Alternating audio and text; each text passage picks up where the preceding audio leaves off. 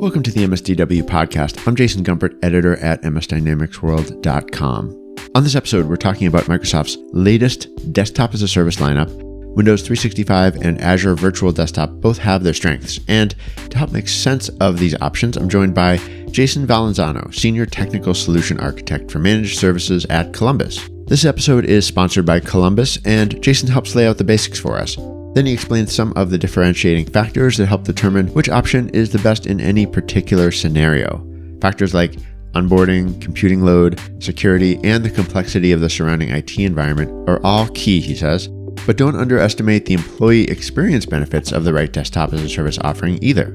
In a tight labor market, benefits like flexible work location, streamlined IT support, and choice of device can all help. Okay, well, Jason Valenzano, welcome to the podcast. Thank you so much for joining me. Thanks for having me. Good to be here. Why don't we start with a bit of an introduction? Can you tell us about yourself? Yeah, so I am currently working as a senior technical solution architect with Columbus Global. I work in the infrastructure managed services group. And prior to that, I've been doing a lot of engineering and architecture work within the cloud space with Microsoft, work with several Microsoft partners. So basically anything from Dynamics and security are all fair game with me. All right, excellent. Well, welcome. And I'm looking forward to learning a little bit more about your perspective on desktop as a service. It's an area that Microsoft has been updating its own product line on recently, and there's some important new changes and things to understand. So I'm hoping you can guide us through it a bit here. Why don't we start with a general definition? So talking about desktop as a service, how do you define it? Just like we've all been comfortable and used to utilizing and consuming things like email and Microsoft 365 apps from the cloud, desktop as a service is really kind of an umbrella service where providers, a third-party provider like Microsoft, for example, will provide you with that environment virtually at your location and handle all of the infrastructure and handle all of the, all of the stack, all of the application stack that's involved with hosting a desktop solution, whether that's Microsoft operating system or Linux operating system. So in general, it's a virtual workspace. And it's the reason I'm sure we're talking about it is that's becoming the new norm, right? Post-COVID. So that's it in a nutshell. When it comes to what Microsoft has to offer, it's kind of evolved recently, right? There was Windows Virtual Desktop. We now have Azure Virtual Desktop and Windows 365 as well, which is even, I guess, the newest of the offerings, at least from what I've seen in sort of the way the announcements have rolled out over time. Why don't we start with Windows 365? That's Microsoft kind of made a big splash with that announcement. I think my sense anyway was that they were pushing it out really as quickly into the market as they felt they could. But what is Windows 365 just as a starting point? Absolutely. They did make a big splash, especially at Ignite this past month. It really is the evolution of Microsoft's journey of this digital transformation revolution, right? That we've all undertaken and expedited ever since the work style has changed in our offices to our houses to anywhere. And so what Windows 365 is, they call it hybrid Windows for a hybrid world. That's kind of a good way to sum it up. And it's an experience where you actually have your PC is in the cloud. That's the best way to describe it. It gives you the flexibility of being able to leverage, older hardware, to an extent. But really, you can take your PC virtually with you anywhere you go. As long as you have an internet connection, you can work from, play from, do whatever you need to with your Windows 365 server. So it's a subscription-based model. So it's a little bit different than what people might be used to when it comes to Windows Virtual Desktop or now Azure Virtual Desktop, which is more of a consumption model. I might be getting ahead of myself here, but back to Windows 365. The cool news, I think, the biggest news is probably that it supports Windows 11, which is probably another podcast in and of itself. But Windows 10, Windows 11, it's predictable pricing, so it how much you're going to pay per month per user, and it's really the simplest. If you have a simple need for a basic Windows environment, it's a great solution. It's fixed cost, it's predictable, and it's performant. All right. And before we go too much further, then we probably should just circle back and Maybe you can tell us a little bit more about why and how Azure Virtual Desktop, as you mentioned, is a little bit different from Windows 365. So just to set the technical baseline here, both of these solutions, Windows 365 and Azure Virtual Desktop, they're both operated and maintained in Azure. Okay, so just understand that we're talking about a Microsoft data center somewhere in the world hosting a virtual PC, a virtual machine, a VM, with all of the bells and whistles that come along with a cloud-based service, such as, the security aspects, the economies of scale that you get with Azure products. So I just wanted to make sure that was understood. Windows 365 isn't some completely adjunct concept or service. It's really built upon the same platform that other VM and virtualized services have been built by Microsoft. So Azure Virtual Desktop, AVD, it's more than just a rebrand. Some people say, oh, they just rebranded, Windows Virtual Desktop, which is their original entry into what we call Virtual Desktop infrastructure, or VDI, or instance. VDI is kind of the common term, but it's really it also offers Windows 10 and Windows 11, but it gives you a lot more control. So when we're talking about enterprise, when we're talking about global employees, when we're talking about maybe some more control and customization when it comes to applications and things that require more IT involvement, and it's not just an out of the box, I just give me a Windows screen with a start menu. You're definitely you're trudging into the land of Azure Virtual Desktop. And just one other point to make, I forgot to mention so Windows 365 does come in two general flavors. It's the business plan, which is the simplest one. And then there is an enterprise plan, which is a little bit more complex and a little bit more bells and whistles. And the enterprise plan is probably the most comparable to Azure Virtual Desktop when you start breaking it down as far as features, security, endpoint management, all those things. AVD, Azure Virtual Desktop, is going to give you the most flexibility. But there are certain use cases where it may not be the best fit. And I'm sure we'll talk about that, but that's AVD in a nutshell. I am interested to hear what maybe you would consider the right fit on really either of those. Do you want to maybe start with AVD, since you were sort of going down that road in terms of what some of the differences are and where the right fit might be for that? There's a couple of things that would stand out. So if you're going to go through, a flow chart or a decision tree as to, do I need Windows Virtual Desktop Enterprise or do I need Azure Virtual Desktop? You'd go through a decision tree, and some of the things that might skew you towards AVD are things like multi-session billing, right? So you can pool your users in an AVD environment, whereas with Windows 365, you're gonna have a fixed rate per user. So, the cost model is a bit different, and the economies of scale, if you have a larger enterprise and you're used to auto scaling and you maybe have some seasonal requirements for your compute resources, AVD is probably a more cost-friendly solution. But just like anything else with software and these cloud-based services, you get, flexibility comes with complexity and vice versa. So the other thing that I would say, it also now they just announced recently that it supports Windows 11 now again. So for what that's worth to those, the new Windows 11 operating system. And it also, when it comes to performance and hybrid type environments, like if you need on-prem access and you need data sovereignty, for example, this is what AVD is built for, right? It has remote app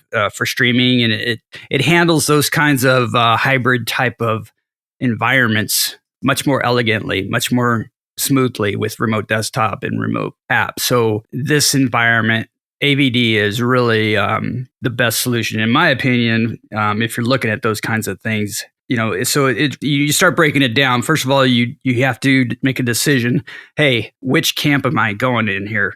If you're already an Azure customer and you're already using, VMs and you're familiar with Active Directory and all those things, because and I know this isn't a real technical podcast this time, but there are those components of requiring Active Directory and Intune licenses if you're going to be using these more advanced virtual desktop solutions. Whereas Microsoft 365, it's really like, I heard some guy describe it as, at least for the business version, the simple version, instead of going down to the computer store, buying your computer, buying the software, going back home, loading it up, then maintaining it and upgrading it and all those things. Now you just, a couple clicks and you could literally buy the license right from your home office. And within 30 minutes, you have a pre-configured, whether you need 2 virtual CPUs, 4 virtual CPUs, whatever memory, whatever RAM, all those things are configurable and priced accordingly. And so the use cases are what I kind of work backwards from there, right? What is my use case? Do I just have employees that are global travelers? Do I have employees that are used to an application that I'm still hosting on-prem in my data center and I have a hybrid account and I want to leverage that infrastructure? Do I have to build out any new Active Directory infrastructure or any kind of Azure Active Directory? So these things need to be considered when you're looking at the features and functionality. And that's how I would answer that question. When it comes to pricing, does that have a major impact on the decision making? You've mentioned a lot of other really obviously important factors. Absolutely. And pricing is a finicky part of this decision, I'd say, because it's hard to just outright say, well, this costs X amount per month and that one costs Y per month. True. But when we start crossing the line between Windows 365 Business, for example, and Azure Virtual Desktop, they're just it's apples and oranges as far as the environment's concerned. So you do have to have that in mind, and you do have to appreciate the fact if you are an existing Microsoft customer, especially in enterprise and business, if you have services in Azure in the cloud, Azure is already part of your environment, then you're leveraging those existing assets and those existing components. So adding Azure Virtual Desktop is probably much more compelling, right? Whereas if you're a small business and you've been a Macintosh shop or whatever, for whatever reason, you're making a switch, you're going through an acquisition and somebody decided, hey, we're just going to refresh everything. I'm buying in on the Microsoft vision. We're going with Windows 365, Windows 11, do it all, then you take a step back and say, okay, what kind of features do we require and what would be nice to have? But at the end of the day, I think this movement, this desktop as a service movement is not only has it been expedited with the hybrid demand, I think there's costs and I don't know. I mean, I can tell you what the monthly rates are. It starts as low as $24 and can go as high as $140. It depends on those components. Just like if you were shopping for a PC at the store, well, how many processors do you want? How much RAM do you need? So those are things to consider. It might be worth paying a little bit more if it's fixed. If it's a license based like Windows 365 is, I might just have that comfort, peace of mind, knowing that I'm not going to have to pay a bunch more if based on utilization or number of use. It's a fixed amount. It's a known cost. So some people, their business models fit better well with that kind of solution. So anyways, what I wanted to go back to, something else. What's the cost of a happy employee, right? What's the price of that? What's the cost of work-life balance to you, right? These are costs that aren't necessarily baked in on a spreadsheet or a cost analyzer model. But for me, I recently came on board with Columbus Global, for example, and that was after an extensive and exhaustive search for a company that I wanted to feel comfortable with, and because they offer me, and well, number one, I like the company and they're a Microsoft Gold partner and all those things, right? But at the end of the day, as far as my work environment and being able to work off of a Mac or a PC, being able to work from my home office, being able to work pretty much anywhere, those kinds of things weigh heavily on a decision for an employee when they're researching companies. And people are changing companies so much right now. I guess my suggestion would be, if you're an IT decision maker, if you're a business decision maker, and you're trying to decide if you need to migrate off of legacy, where you procure the asset, you procure the laptop, you ship it, you handle all that. Maybe you want to move to a more modern virtualized platform like a Windows 365 or an Azure Virtual Desktop, because as you're going to attract more employees because of that flexibility. They'll be able to use their own devices. So that's going to save you some money potentially. And, that kind of modern workplace providing mobility. And with this service, you could use your Windows app. You can use your Windows desktop on an iPad now. How cool is that? I mean, I personally, I have an Apple ecosystem in my house, and it's nice to be able to, if I'm at the pool and I need to, I get a call and I need to do some work and I happen to have my iPad. I don't have to come back to the house. I don't have to move. I can just log in virtually. So lots of things to think about when it comes to the big pricing question or discussion. Yeah. And one of the other sort of decision-making elements of it that I wanted to get your feedback on, who's actually making some of these decisions? You mentioned some of the benefits and how maybe some of those decisions should be weighed. I imagine, and you talked a lot about the role that IT needs to play in this. So obviously IT's input is really critical in an organization's decision on which direction to go, which kind of desktop solution to choose. Can you talk any more about who else is involved in some of this decision making? What I'm thinking of administration, of even like line of business requirements and needs, as well as what the IT team can really bring to it? I guess depending on the size and the scale of what you're trying to accomplish, if you're a small business and you have an MSP, for example, it may be a pretty simple decision because if your applications aren't changing, if you're comfortable and satisfied with where you're at with your current workflows, with your current applications and software, then maybe you just need to go as far as the owner and that's it, and you don't have to talk to the end users. However, in most cases, in today's world, times have changed, and not just computing wise, but how we consume things, how we work, how we play, all those things, how we pick up food from a restaurant nowadays. There's so many different things that are forcing active mobility when it comes to working that I think that if you're going to make a change, first of all, you should always step back and say, wait, before we do this, is there room for improvement? Is there room for leveraging existing assets? Is it time to sunset some workflows or some applications that are outdated? Now is the time when digital transformation is in full effect. And so, sometimes the end users I speak of, sometimes they are uncomfortable with change. And sometimes it's more of a philosophical process than it is a technical one. And that goes for a lot of different things, not just your desktop, but a lot of technical decisions come down to the line of business apps. So I would say, if you're looking at a Azure Virtual Desktop, if it's new, if it's something that's relatively new to your organization, you might want to put like a little team together and have a representative from each of your departments, certainly IT. But, you might want to, you never know who's going to say, hey, raise a hand and say, hey, oh, you know what? We need that application, or, oh, no, this is so, our users have been complaining about this for 6 months. This application is a hog, So, now's the time to really evaluate your workflows, your apps, and maybe make some changes and then move forward from there. So it does take a village on these bigger decisions. The simpler ones, as far as you got 25 employees or less, and they just need a Windows environment that could run Outlook on the web and all of the 365 apps, then you can get by with just Windows Business and Windows 365 Business, and keep it simple and work on your more important things than managing your operating system and patching and all that good stuff.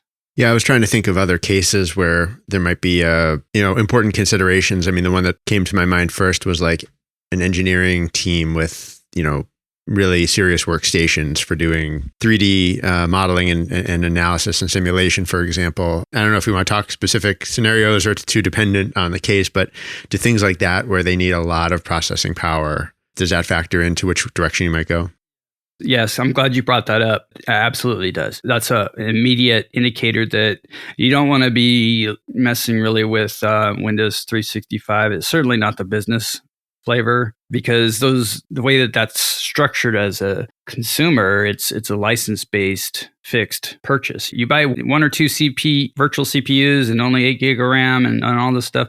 That's what you get for your bill, unless you decide to cancel that one and upgrade. Whereas on enterprise, at least you have the flexibility to be able to upgrade the cloud PVC, right? So there's a little bit more flexibility there. But even then, if you're talking about 3D graphics, gaming, anything gaming related, anything that's going to, require GPU load or, any kind of more IO intensive workflows, I would definitely start looking with Azure Virtual Desktop and work backwards from there. And if you can, maybe it's a hybrid, maybe it's not one size fits all. Parts of your business might not require, like most businesses, you might have a team that require those kinds of high compute resources and processing, and maybe you're doing some machine learning or AI, and those things need some more horsepower.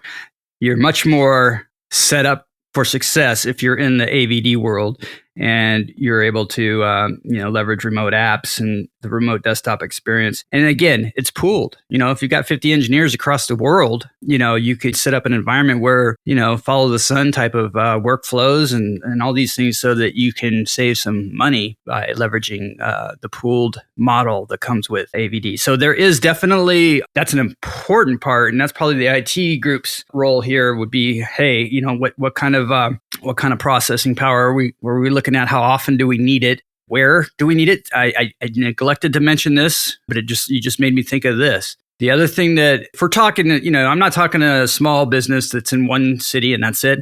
But if we're talking a business that has some footprint, whether it's nationally here in the US or perhaps it's they're growing internationally, or maybe you're a multinational corporation already and you got offices all over the place. You're blind when it comes to Windows 365, especially the business plan. You have no choice in where you want that virtual machine to live. So at the end of the day, you got to remember there is hardware, there is, cabling and power and all that stuff somewhere in the world that's serving your mouse clicks, right? So with a global team, you might want to be able to assign regionally based upon the data center location of Microsoft, in this case, in this example. You might have people in Europe, you might have people in Asia. You can direct where they're going to consume their virtual desktops from. So for latency purposes and all the things that go along with having not to have to cross the pond for every click of the mouse, those kinds of things are available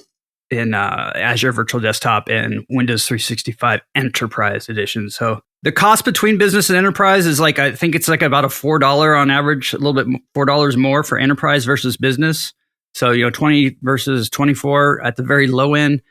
You're probably looking at about $30 to $40 somewhere in there for most use cases for just Windows. But like I said, depending on if you're a developer, if you're working in graphic design or any of these things that require some GPU or that requires some faster processing, then you're going to be looking, probably more in the $100 to $150 range, somewhere up in that spectrum. And, if you're running 8 CPU cores, et cetera. So the good news is it's flexible enough that you get to choose that, and you don't even have to go to the store, and you don't have to maintain it, and you don't have to, worry about patching. And I'm not evangelizing Microsoft here per se, but just that movement as we opened with, right?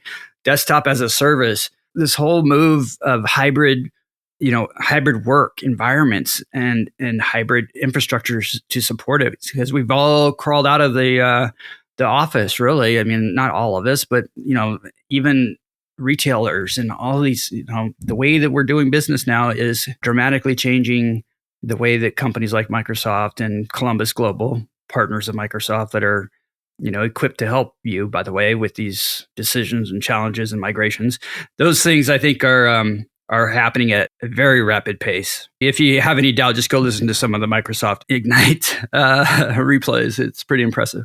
Yeah, I mean, I can even go as nearby as past episodes of this podcast, talking to subject matter experts in a range of areas. I mean, so much of the pressure that they've been helping their clients with has been around adjusting to a workforce that's not all in the office anymore. And as you know as well, so many different ways in which that's affected the way work gets done. Like you mentioned, shipping laptops or having to, if there were paper processes, having to deal with that, loading software and all the IT challenges that go along with that too. So yeah, it's really sort of a continuing, ongoing challenge for businesses. And depending on how well prepared they were ahead of time prior to early 2020 has sort of determined a bit of how much work they've had to do now to adjust. You made me just think of another angle to this whole conversation. I recently did a webinar on ransomware. Right. For that webinar, I was looking back at some of the high-profile ransomware attacks that have happened in the past year. The webinar was Hackers This Holiday. That was the title of it.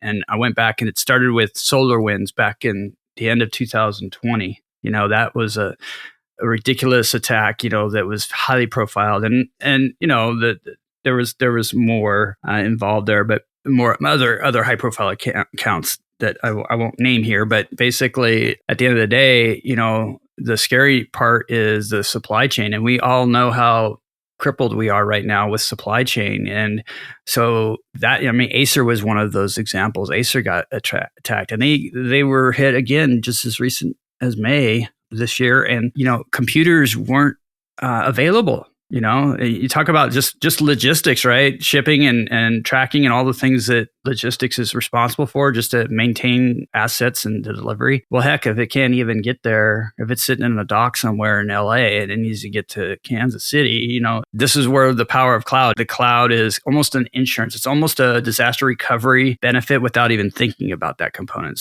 So when you think about, it goes back to that price thing I was talking about before. Some of it's soft and not so hard cost. It's beyond just the cost of the license per month. It's peace of mind. It's knowing that you're being secured by some of the most advanced threat protection software in the world. And you have the flexibility of spinning up new devices literally within 30 minutes, right? If not faster, once you get it down.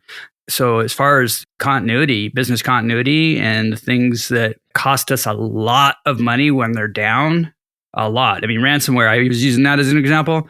The cost of the ransom itself, whether it's $10 million, whether it's $40 million, that's not even the total cost of a ransomware attack when you include the downtime, when you include the resources, the human resources, all of the time to restore your data, to pay for those resources. Maybe you have to bring in a consultant to help, mitigate the breach, all that stuff. The cost of brand embarrassment, brand integrity, all those things are costs that need to be considered, at least at a high level, when you're making decisions of going virtual with your infrastructure and your desktops, because it's just where it's going. It's where things are going. I'm excited to see it progressing so quickly.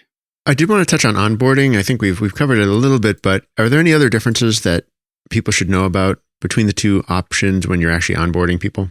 So from an onboarding perspective, there's licensing considerations. Let's just start with, Windows 365 Business Edition, right? That's your basic plan. That's your basic PC in the cloud. Okay. I just want Windows. I want Office 365 and PowerPoint and a start menu, and I'm good. Literally, onboarding is you have to have a Microsoft account. So I guess I should have noted that, but you do have to have a Microsoft account. But then you just purchase the license. But it's individual, and you then have access to your PC. You can go through the configuration process, and you're up and running.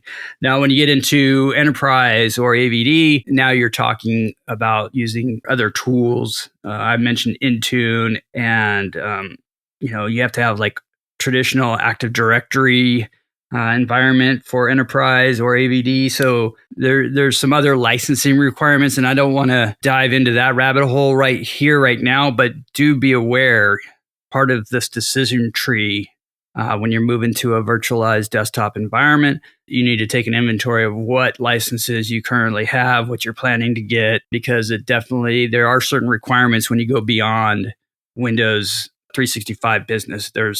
You need a Windows license. You're going to need some Active Directory, etc. So those are my suggestions when considering these technologies. Is make sure you understand where you're at. If you need help with that, that's what MSPs and providers like us can help with, those audits and with those decisions. Because at the end of the day, you want to make sure that you're aware of what all these licenses are doing for you, because sometimes you could be spending money where you don't really need to. And other times you're probably not spending enough where you should be. Going back to something I mentioned earlier, which near the beginning, Microsoft announcing Windows 365 around Ignite, as you said, and clearly they're eager to get this out into the market. How do you see the competitive landscape of desktop as a service and how these Microsoft offerings fit in? Yeah, good question. Good question. I'm sure our listeners are probably overwhelmed with the options, right? I mean, the good news is there's a lot of competition out there, which usually in a free market tends to keep the price sane and keeps everybody aggressively sharpening their pencils when it comes to product pricing and all those things. The bad news is there's a lot of competition out there, and it takes time to sift through the pros and cons and all the decision-making process that goes into that. Obviously, there's existing partnerships involved. Here as a gold partner with Microsoft, I have the benefit of being able to be a little bit biased because I'm in on Microsoft. I believe in their products and solutions. And so, I'm not here to bash anybody else, but when you look at the landscape, Citrix, VMware, and then there's a lot of niche providers that, like you brought up the engineering example. Some companies, that's their niche and they might be a good solution for certain customers. But if you are buying into the Microsoft ecosystem, really evaluating what this new Microsoft 365 option to go along with the new Azure Virtual Desktop solutions, it's really worth taking a look at because of, like I said before, at the end of the day, it's all technology. At the end of the day, we're talking about virtual machines. But Microsoft is keeping up. They just announced virtual machine version 2's coming out now, in support of this. They got Windows 11 coming out. They've got all of their security assets are being collapsed into like an ecosystem that, their Defender software, their antivirus software, their all of the machine learning and AI that they pull and all the resources that they have to apply their machine learning models to and produce these proactive threat intelligence actions to protect their customers. Those kinds of things are what bring value to a provider like Microsoft. So yes, there's lots of competition. Yes, there's lots of options. At the end of the day, the basic technology of providing a virtual desktop on a existing bring your own device laptop or on a Apple iPad, it's going to be available from whomever. However, the real value add comes into what else am I getting? What's powering the security intelligence behind this environment? How many data centers does this provider have? Are they global? Are they truly global? What kind of content distribution network do they have? All these things, Microsoft might not be the cheapest, but that's somebody that I would definitely put in the consideration bucket and grab yourself a partner to help you with these decisions and with this deployment as needed. Well, Jason, thanks so much for taking the time to run through all these details with me. I really appreciate it. Yeah, it's been a pleasure. Great talking to you. I hope you'll have me back sometime. This has been another episode of the MSDW podcast. My thanks to Jason and thanks to you for listening. For more information on infrastructure and application management services from Columbus, please see the links in the show notes. And that's it for this episode. To get in touch with me, you can reach me by email, jgumpert@msdynamicsworld.com. Please also follow us on LinkedIn and on Twitter for all of our updates. Until next time, this is MS Dynamics World, signing off.